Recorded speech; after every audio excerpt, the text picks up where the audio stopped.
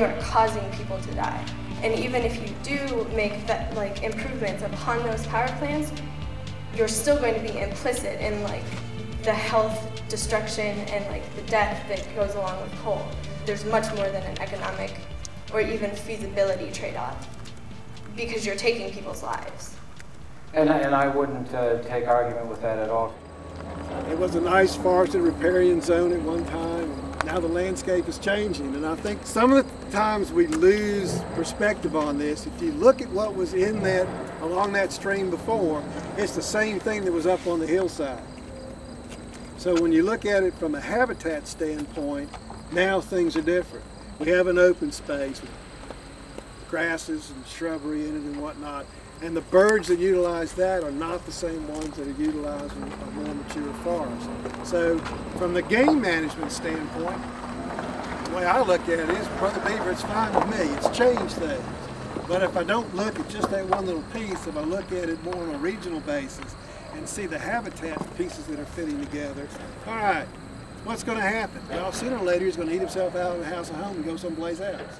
You know, I can sit here and, let me see, 12 o'clock, and I can be talking till 5 o'clock and still not cover all the media that's been here. But it really doesn't matter. It doesn't matter at all about the media. If I can't find a way to get you as citizens to act on what you see, you know, the media can come all day long. I don't want to be a tourist attraction here. That's not my idea at all, you know. You got to act on what you see. From Southwest Virginia to West Virginia and elsewhere across Appalachia, I've seen how communities are being negatively impacted by the coal industry. Whether from the extraction process, transport and processing, burning, or storage of its waste, the one thing I've learned is that coal is far from clean or just in our modern world. At one time in my life, I was definitely afraid of public speaking. Now I found myself on the front lines acting on what I saw. Knowing the motivation that came from my first environmental conference, I found myself heavily devoted in recruiting others to go to similar conferences so they too can learn and get empowered to make a difference. For me, it was actually during the YES conference at William & Mary that that was enlightened, basically. Up until that point, I was vaguely interested in environmental issues. And when I came back, I was transformed. I was pumped up and wanted to make a difference. The National Power Shift 2007 conference was organized just like the Youth Energy Summit, but on a national scale with 5,500 attendees from across the nation.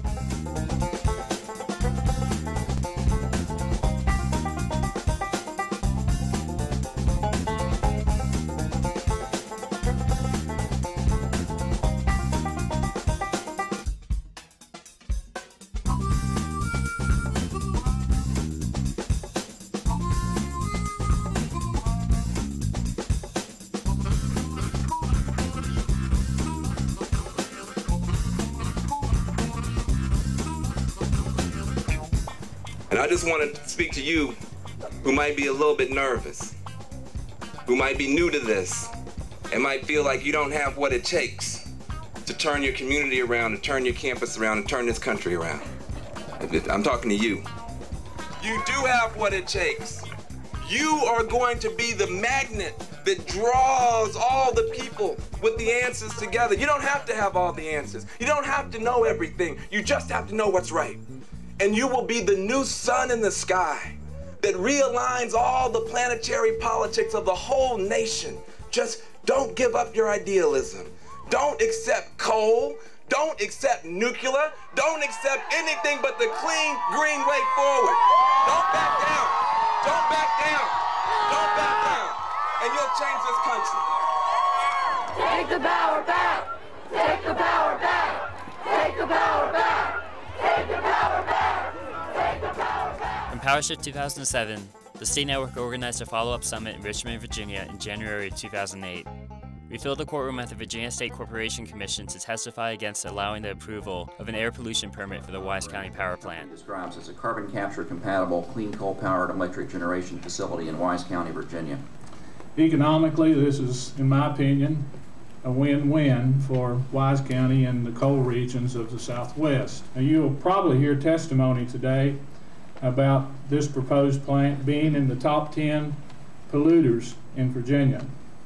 What you won't hear is that the Clean Coal Technology Plant ranks really 9th on that list. I'm hearing a lot of ifs, whens, and maybes, okay? The only facts I've heard from these people is the leads, the mercuries, people that couldn't come because they were sick asked me to speak on behalf of them.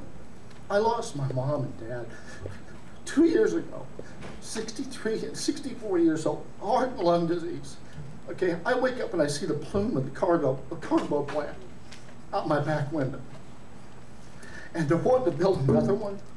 One of the best ways I know of to heal God's creation is to use less energy and then to generate what energy we do use from renewable sources.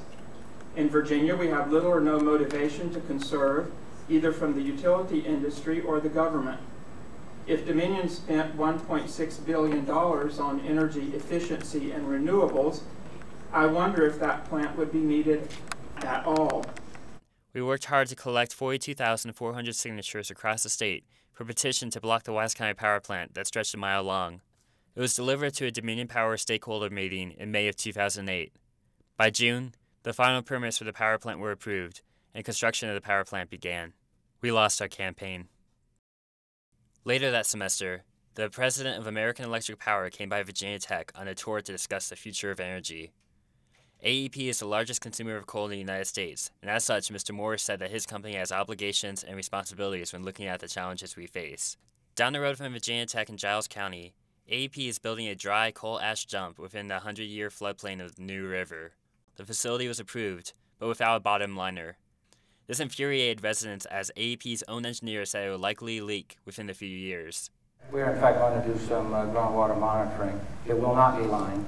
As you know, under the laws in Virginia, that is called a utilization for a betterment of the property. Is that better for people's health? That you hurt them? I didn't pass the law. I'm only trying but to... you're benefiting from the law. You are benefiting. Well, let's talk about ethics here. The EPA has proven by risk assessments of damage cases that an unlined landfill gives a risk for drinking water that is 10,000 times the suggested cancer risk for arsenic. This is ridiculous. How can you do this? An unlined landfill on our national heritage river, the New River. What about better business?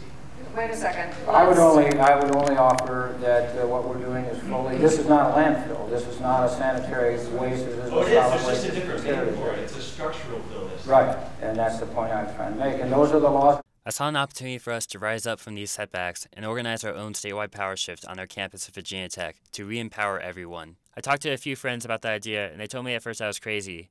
But soon we began an 8-month journey of intensive organizing and working together with hundreds of students across the state to create Virginia Power Shift 2008. We had 500 attendees from around 20 schools across the state come. Then in 2009, the next National Power Shift Conference took place with 12,000 attendees from across the nation. Afterward, there was a direct action of thousands of protesters against the Capitol coal-fired power plant. It said that this was the biggest civil disobedience on the climate crisis in the United States history. Over this year, other citizen groups began to show alternative solutions to coal, and members of the coal industry began to fight back harder.